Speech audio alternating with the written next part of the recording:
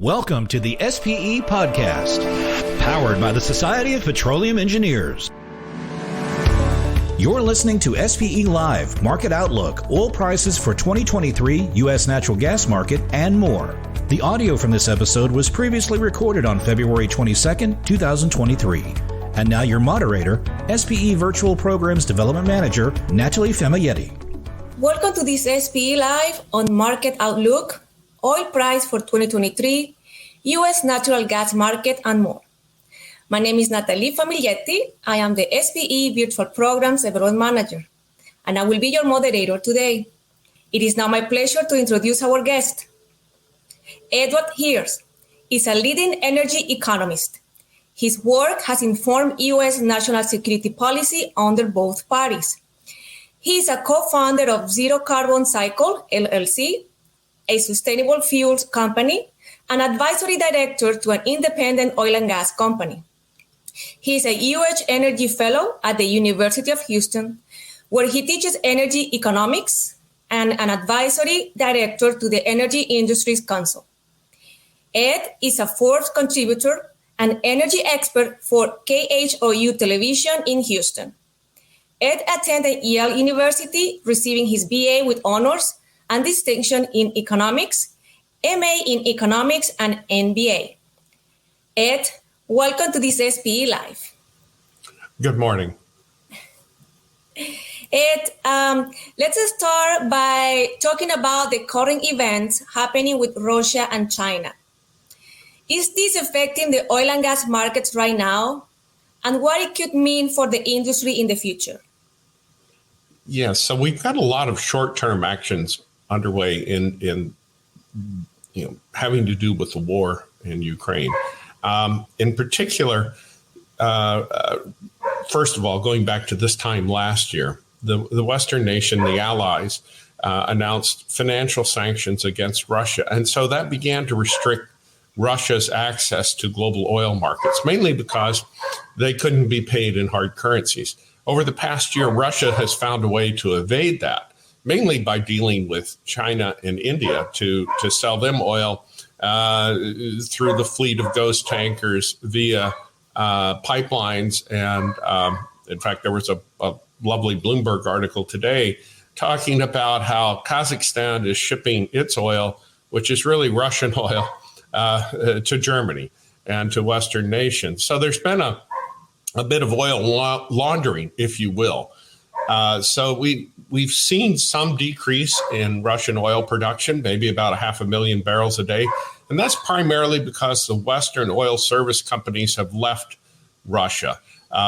Russia never really took the time to develop its own internal oil services industry or really technology to develop and advance their production and development.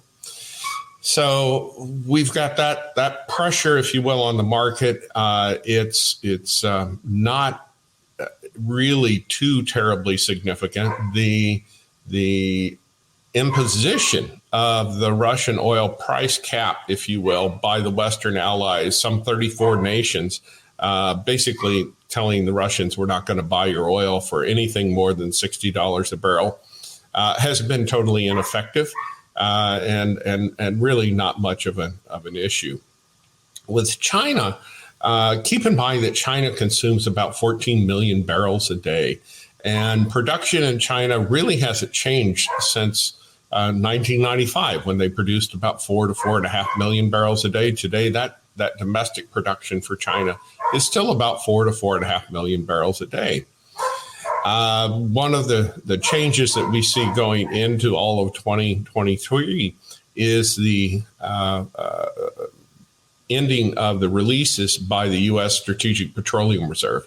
Over the past year, that has averaged almost 1 million barrels a day as the U.S. ran down its SPR to provide resources to the European nations who lost access to Russian crude, and to help keep the world oil price down a bit.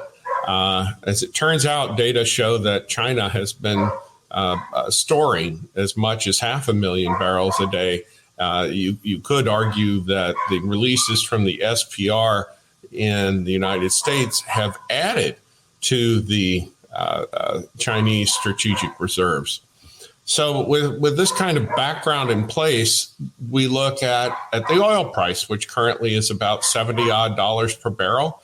That's down significantly from what we saw early in the war and through some of the summer. It appears that OPEC, without regard to Russia, that OPEC is very interested in keeping the price at this level. And I expect it to kind of stay at this level, give or take any kind of extreme actions that could occur.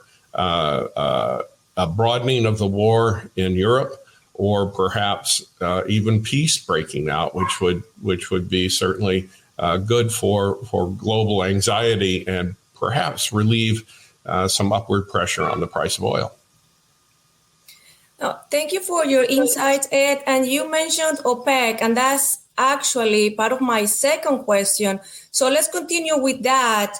So what do the prospects for a recession in the U.S. mean for oil commodities, and how does OPEC come into play? Well, certainly the prospects for a recession have put a damper on economic growth. And while a lot of folks in the administration and at the Federal Reserve think that we're in for a soft landing, that could be, but it's possible that we could have a recession. The higher interest rates in the United States have certainly put a damper on home prices. And we've seen home prices drop 10, 15, even 20% in some of the major markets. This is where new growth, new building, new investment always occurs. And the industry kind of moves up from that. It employs people. It helps with the building supply. And so this slowdown in investment in infrastructure can be a challenge for the global economy. And if the United States dips into a recession, we could have some real challenges. We've seen over a couple 100,000 layoffs in the tech industries. That's had a big impact, for example, in California. That has a downward pressure, if you will. But looking further at how OPEC is adjusting, they certainly aren't doing anything to provide new production.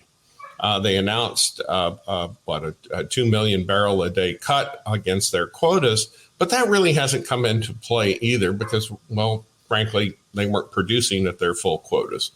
The data point that I've been watching with the Middle East in particular is that the rig count in the Middle East is still 20-25% below pre-pandemic levels.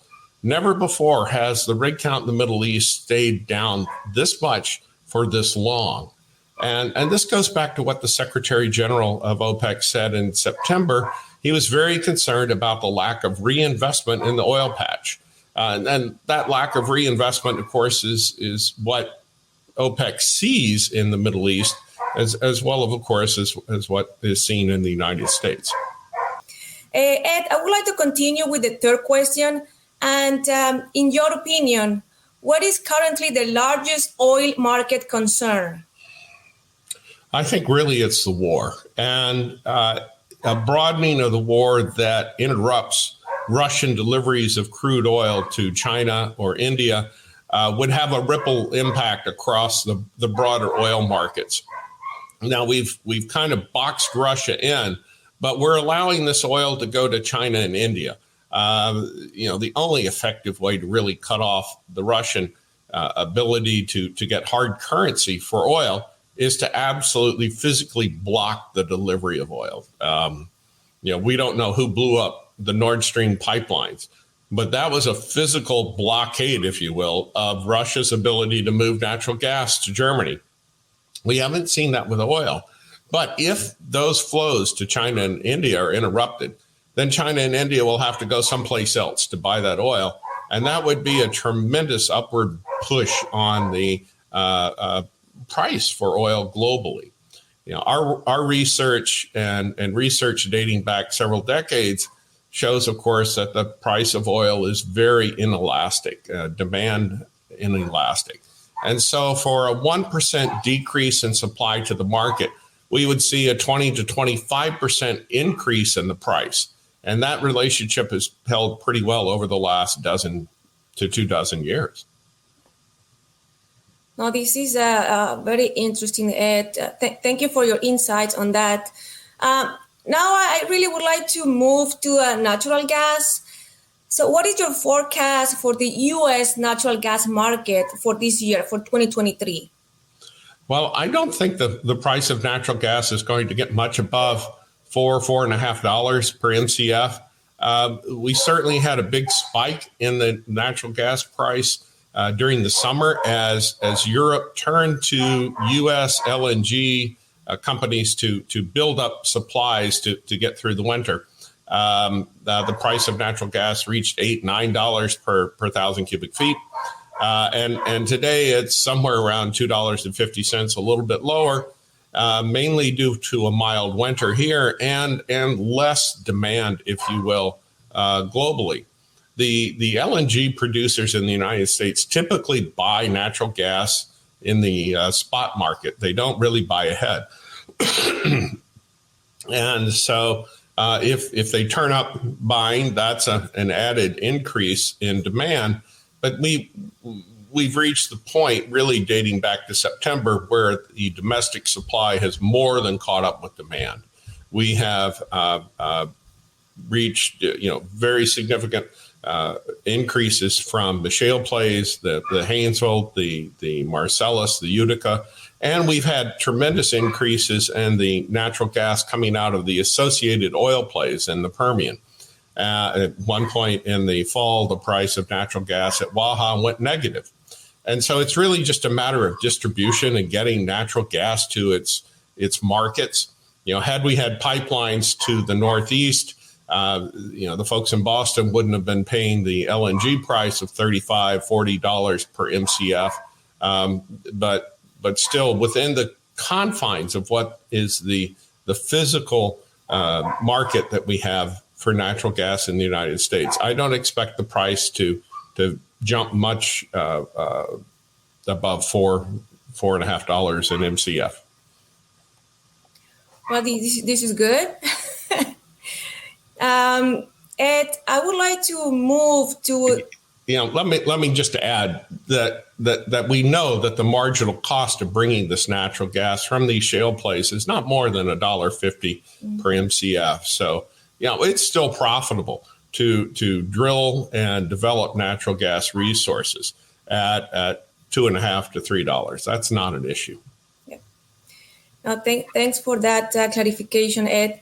I would like to move now to the power grids. I'm sure a lot of people from our audience, they have questions about power grids. So what do you see as the future for the grid? And is it really a choice between renewable versus natural gas for the next generation of power plants being built?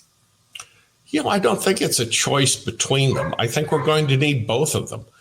In Europe, for example, we've seen a tremendous challenge as the price of natural gas jumped dramatically. Germany brought back online a bunch of coal-fired power plants to supplement their grid production. France delayed the retirement of a number of their nuclear power plants.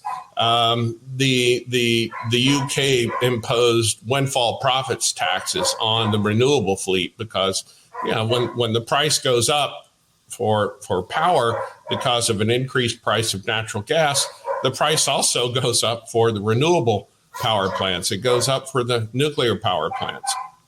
In the United States, we have an energy transition that is in full bloom.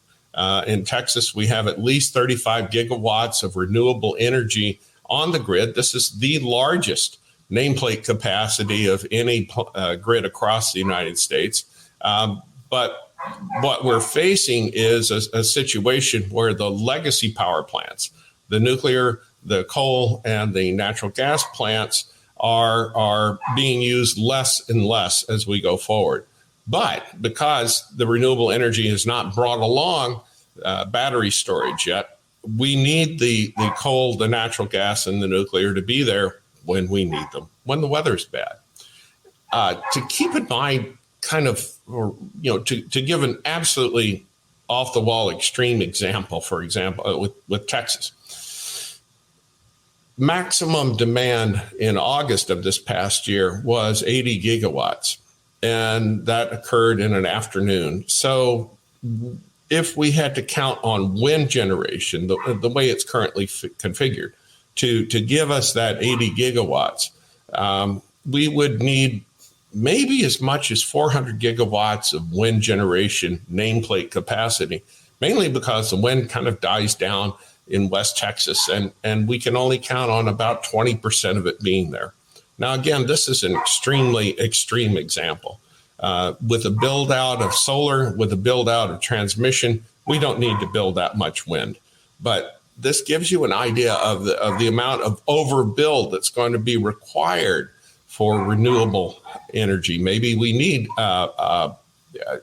250 gigawatts of wind and solar combined in terms of nameplate capacity to be able to take up the slack and do what we need to do with to replace gas-fired plants and coal plants. The market direction is very difficult to ascertain, mainly because the leadership in Texas hasn't determined what it's going to do yet.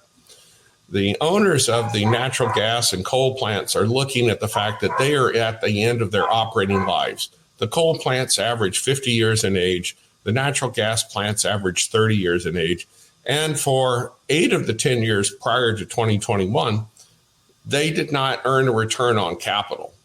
And Wall Street's not going to advance, 5 years of capital for a gas plant, 10 years of capital for a gas plant, just because of 1 week of price gouging. And so there has to be some sort of accommodation to basically keep a parallel electricity generation infrastructure in place, and to also add the expense of building out additional transmission facilities to accommodate the location of wind and solar and bring that power to consuming regions of the state. And that's a problem that's faced Texas first, mainly because Texas economic growth has been just stupendous. The state's GDP has gone from 1.25 trillion in 2010 to 1.99 trillion in 2021. The fleet of natural gas and coal-fired plants really didn't change at all. And so this sort of backbone of economic development needs to be addressed for the state to go forward. Other states are going to face this problem mainly through attrition as old plants are retired, and the regulators and governmental authorities kind of wonder how they're going to get by in future years. Thank you for that information, Ed. And actually, you mentioned Texas, and that's on my next question. So we can't talk about power grid without mentioning ERCOT. Has the state of Texas done anything recently to help fix the issues with their grids? No, that's the short answer. So in Texas, the ERCOT grid is what we call an electricity-only grid. And so if we think about this in terms of, say, a football team or a baseball team, only those players taking the field get paid. And that's the way it's been in Texas now for 20 years. Only those generators actually turning electricity into the grid are getting paid. There's no payment on the side for the players on the bench, the ones that you need to come in case of an injury or a switch hitter, a pinch hitter, or a relief pitcher. And so because Texas does the play this way, we've got a situation where, say, in August, all of the power plants need to be operating. And we know that. If all of the power plants don't operate, then the executives of those companies have to go home to families that are very unhappy with them. But for 80% of the year, most of those plants, we only run maybe 70%, and so for those players who aren't in the game, who aren't earning a living, it's really difficult to keep them ready to go. And so the owners of these generation company plants have just closed them down.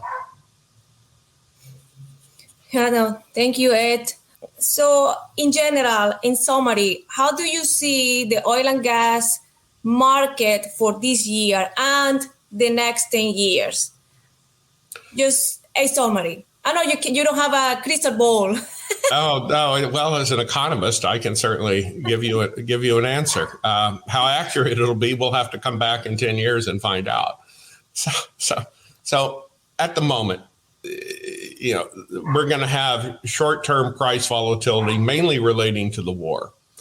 Going forward, we see a lot of action in terms of greenhouse gas emissions and pointing in that direction. But we also saw what happened over the summer when there was a shortage of fuel across the global network of oil consumers. And lately we've seen BP and Shell emphasize and go back to their roots of being an oil company. They know they have to provide hydrocarbons to keep the population in the 21st century. Looking ahead, we can see about 3 billion people are going to join us on this planet, mainly due to energy development, of fossil fuels, from the find offshore Ghana that basically exploded the entire oil and gas industry off of Western African nations. We are bringing generations of people into the 21st century. They're not all going to get a Ford F-150, but they all want iPhones. They all want access to the internet. This is going to be a tremendous resource of growth for the global economy and for humanity as well. I don't see demand for hydrocarbons dropping over the next 10 years. This is the easiest way to get energy to remote populations. It's much easier than stringing up power lines. The Western nations, if they're going to supplant that, need to be investing in putting nuclear power and wind and solar into these regions to basically supplement or supplant the use of natural gas and crude oil. I don't see that happening. It's an energy transition. Transitions come with cost and of course great benefits. But as we bring these 3 billion people into the global economy, it's going to put a strain on developments, distribution, and certainly those of us in the developed world will see this in higher prices.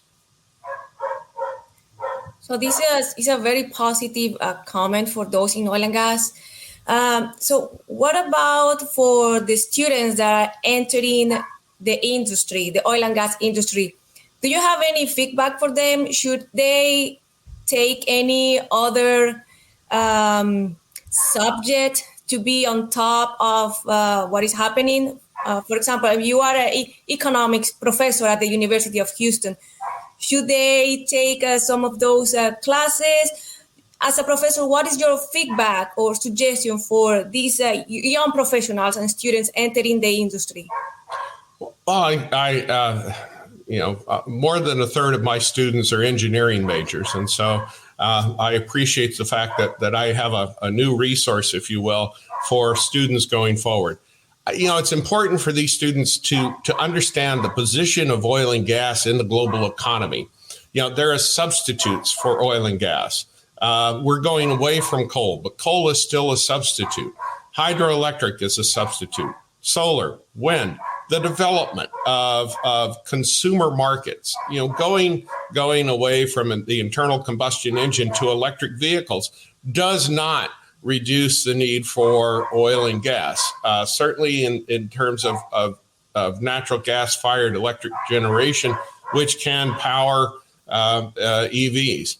We know that in the grand scheme of things, coal is significantly dirtier to combust, to mine, to develop, and to do away with the tailings, the ash. and natural gas is maybe just 50% as dirty, if you will, to combust as crude oil. So as we go forward, we're going to see a greater shift to the use of natural gas to reduce greenhouse emissions. And I see this as a dynamic time for majors in the petroleum engineering science and geology and geophysics. This is all about how we acclimate to operating on this planet. Having a perspective of how markets work, I think, could be very helpful and useful for the students and the graduates. Thank you, Ed. This is very encouraging to those young professionals and the students, and for experienced professionals as well. So before we finish this SPE Live, do you have any final thoughts on the things happening around the world with oil and gas, with power grids, with so many things happening around the world, and how that is going to affect the market? We have about 3 minutes before finishing, so hopefully we can get everything within those 3 minutes. Oh, sure. So one of the great challenges for the developed nations has been the reinvestment in infrastructure. In the United States, we've known for more than 10 years that the grid needs essentially a $2 trillion rebuild. And many of the European nations are also facing this. We have a tendency to build a highway and think that it's done. We have a tendency to string a transmission line, a local distribution company, and we think that we're done and we don't have to come back and do anything with it. But we're finding more and more over time, we have to go back and rebuild bridges. We're going to have to rebuild transmission lines and local distribution companies. As the global economy becomes more attuned to electrification, that's putting more demand on the system. Just locally, our transformer in the backyard blows up almost every 18 months without fail. It's like setting a clock. To fix that, the local distribution company in Houston, such as Centerpoint, is going to need to run more lines, and that's expensive. Nobody really wants to pay for it because it's not something you see. And so keep in mind that the value of energy is really not in what you have to pay to have it come to your house or your vehicle. The value of the energy is in what it allows you to do. It allows us to have refrigerated food. It allows us to have iPhones, computers, Zoom calls. It allows us to get to work and do things of a very high value add. And kind of thinking that, $4 a gallon for gasoline is too expensive. That's not the case. In Europe, of course, we're very familiar with the way fuel prices work out to $8 or $9 a gallon. But the value that it brings, it allows you to get to work, and your pay rate is certainly significantly higher than that. Thank you, Ed, for your feedback. We have one question from the audience that we can take before closing this SPE Live. So do you think geothermal helps to stabilize demand or current production output in crude or natural gas? This is coming from LinkedIn. Yes, not at the moment. There needs to be a lot of investment in geothermal to make it a really significant component of our energy supply chain, if you will. There's some geothermal developments in California that have been quite successful. Of course, we all know about Iceland. I've seen some development plans for Texas, but to access that geothermal requires some deeper wells and some more expensive materials use. Nobody so far on Wall Street has stepped up with the money and the funding that's necessary to make this a significant component of our global energy equation. Wonderful. We are already in time. Ed, thank you so much for your insights. It has been great having you back here on an SPE Live. And to our audience, thank you for your comments, for your questions. Thank you for being here today, and see you next time. Thank you, Natalie. Thank you, Ed. Thanks for listening to the SPE Live Podcast. For more content, visit the SPE Energy Stream, the industry's digital pulse, at streaming.spe.org. If you enjoyed today's show, don't forget to subscribe and review. Join us next time on the SPE Live Podcast.